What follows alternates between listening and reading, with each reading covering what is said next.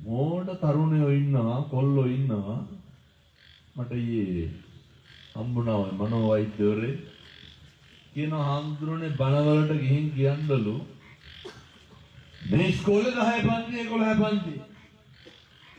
ඔයගොල්ලෝගේ සාක්කුවල දැන් බැලුවත් දුම්කල පොළොවක් හරි කියනවා මේ අක්කපා ගන්නවලු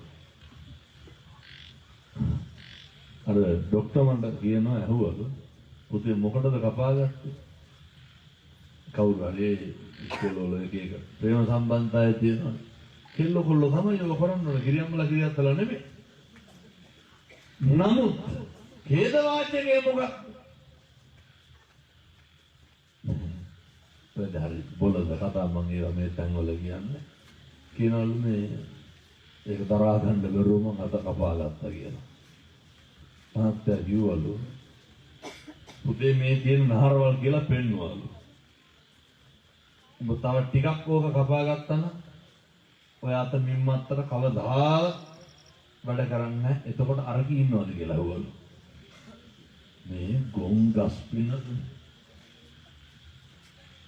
මම මේ තරුණ මහත්තුරුන්ට බොහොම කරුණාවෙන් කියන්නේ